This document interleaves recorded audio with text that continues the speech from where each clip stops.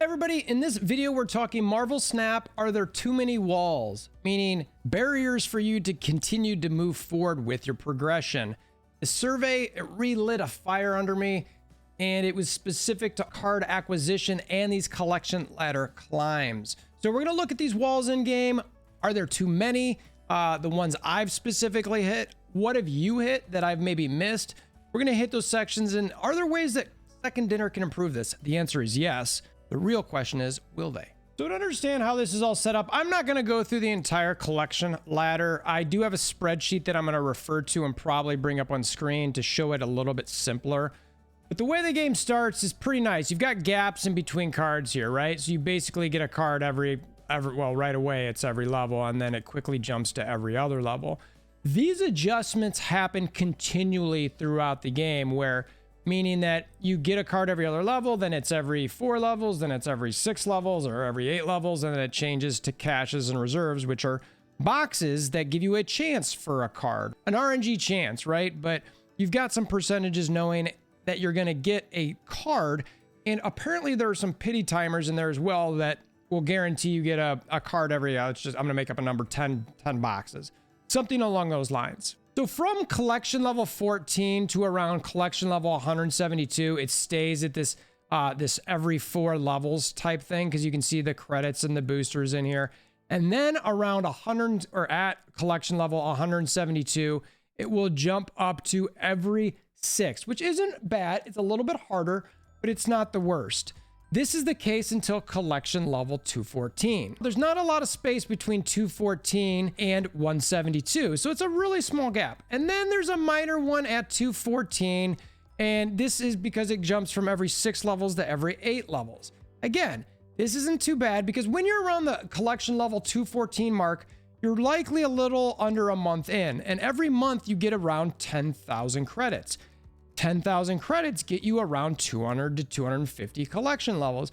So you should easily be doing this just with everything you've got in game. You're getting past this point. Now again, this only lasts, this gap of every 8 levels, this only lasts until collection level 294. But again, this should all be around the first month you're playing, which when you're playing a new game, and it's the first month, a lot of things feel good. You're not looking for all these details of problems and stuff. So everything they've got in the game, and this is what they've done really smart, is the gacha part of it, is it is feeling good. So at that 294 mark, it jumps to cards every 12 levels. But again, it's a guaranteed card. This is going to be the first real wall. I almost don't want to call it a wall, because based on what you get later, this isn't a wall. This is like a hiccup. But this is going to be the first wall that people will likely feel. It is, like I said, the first month in the game. They're feeling good. They're starting to get all these cards, but they start feeling that card acquisition issue where they might be seeing cards that they don't have, and they start looking into, well, I need that card. How do I get it, and how hard is it for me to get it? So from 294 till about collection level 506, it stays as well. And that is really when you get to the first grind, and these are our collector caches. I've done other videos on these stuff.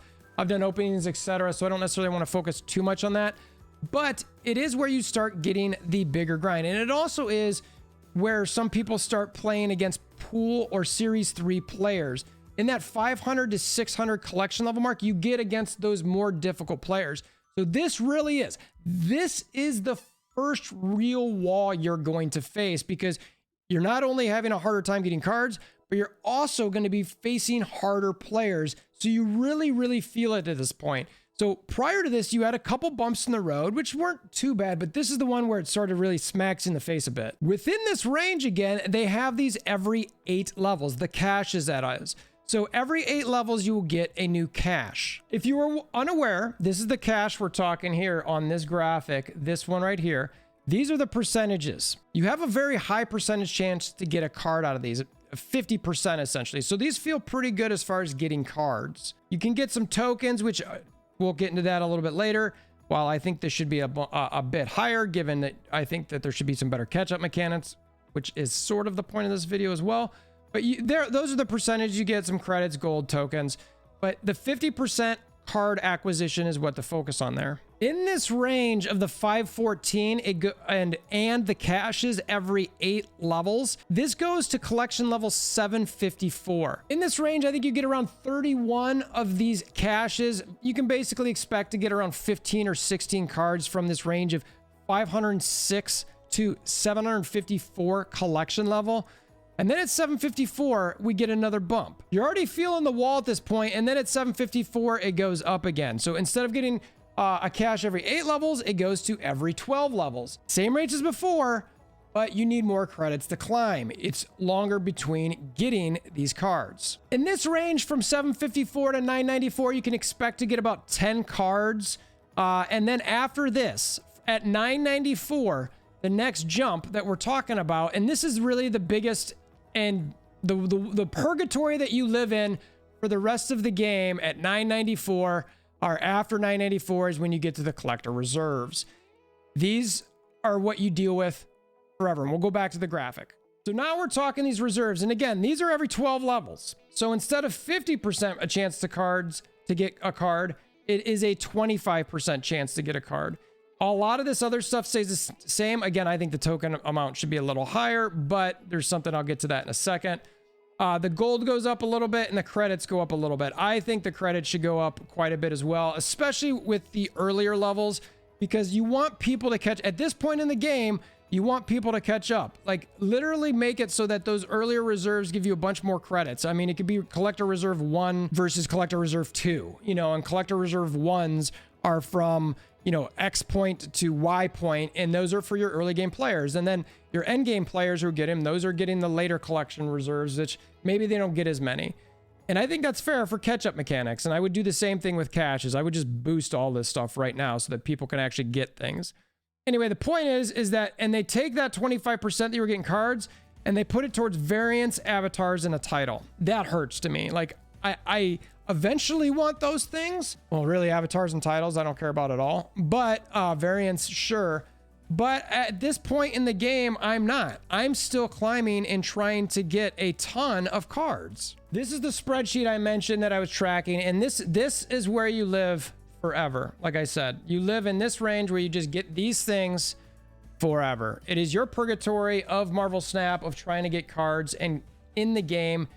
And it's, like I said, it's every 12 levels, 35% chance to get one. Now, it's technically 25 and then plus the variant, but 25%. So let's keep thinking about that 10,000 credits you get a month. And this is without buying bundles or anything like that. But you get about 10,000 per month just playing, do the dailies. That'll get you around 21 reserves per month, which likely will get you around 5 cards and 500 tokens. So 500 tokens is around half of a Series 3 card. It costs 1,000 tokens to get a Series 3 card. That means you get 500 per month. So you're getting essentially 5.5 cards per month, right? It's not exact math, but I think you get the point. Now, the question is, and this is where we start summing everything up. When you get to that point in the game, you're likely going to be around 30% complete with Series 3. I'm 63% complete.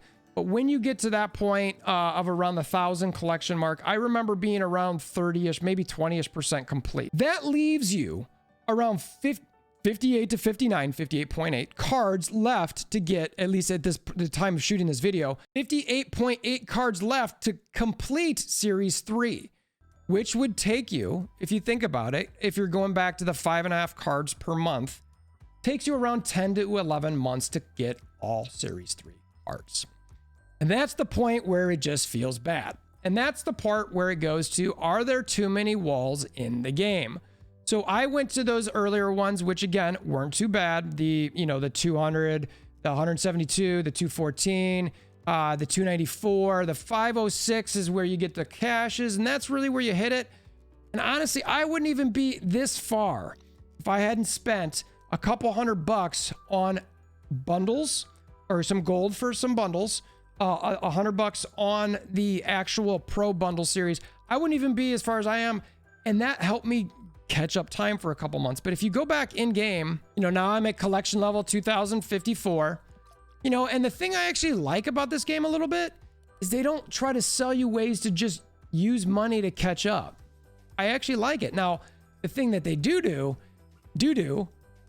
is they have these credits here, but you can only do this 3 times a day, and don't do this 3 times a day. That's 1,200. That's 1,200 gold per day. I mean, what, you're gonna spend 15 bucks a day plus 20 bucks, 30 bucks a day just to refresh these to get a chance to get some extra cards. That's a lot of money. A lot. I mean, it's to the extreme to rock a mic like a vandal that I actually like what Second Dinner has done here. If you want to spend that much money, that's on you. You know, and I like that they've done that.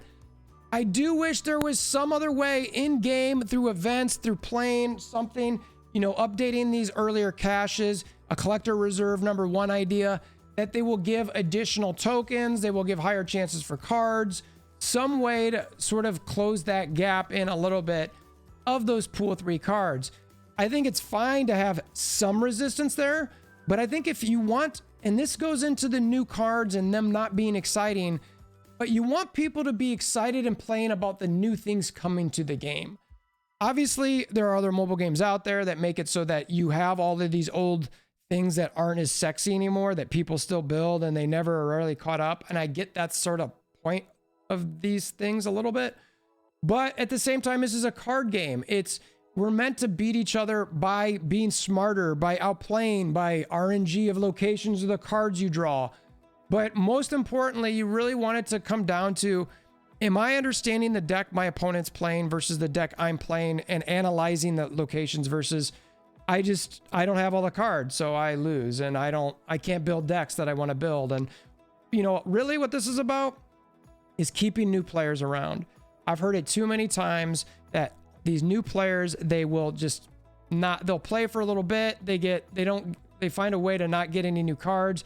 They kind of get sick of it and they're like, you know what? I don't really want to keep trying this anymore. So that's where I'm at with this. Again, I think they should insert some catch-up mechanics, make some collector reserves. Even you could proactively change the ones that people have already opened, let the newer players get them, and have these collector reserves 1s and 2s and 3s, and you can have them at different thresholds and insert them later. And you know what? I don't think players who've played for a while are going to care that much that some of these people are going to get extra tokens to catch up. It's not like it's an unfair advantage to them, I don't think. And you know, I think what's a fair amount of time to catch up in the game? 3 months, 4 months? I think around the 2 to 4 month range, somebody should be getting close to getting Series 3. Am I crazy? I don't know. I mean, I'm fine with the way the Series 4 and Series 5 are. I'm fine with it. Just leave it alone. It's no big deal. Because you know what I want to do with a lot of my tokens? And one of the things that I really want to say before we get out of here, the collector reserves, after you become Series 3 complete, that 22.25 becomes 400 collector tokens. So they give you ways eventually to get more tokens to buy from the token shop. And this is how you see people with 10,000 plus collection level have 10 to 20,000 tokens, because they're done with their Series 3. So they're getting all of these tokens every time they open reserves, and they save all those tokens to get the new cards when they come out. That's the way I feel like it should be for most people. So that way, when these new cards get released, it feels pretty hype. And then everybody's buying their season passes. They're maybe spending a little bit here and there on bundles, Token Tuesdays, you know, and then you spend a lot of the tokens on these ultimate variants, which I think could be really awesome. And you know, maybe some of those ultimate variants should have cooler animations where the card pops out or something, and it actually does something a little bit more than, you know, just what it does on screen. Obviously, all of the cards do it now. Maybe those ultimate ones do something a little special.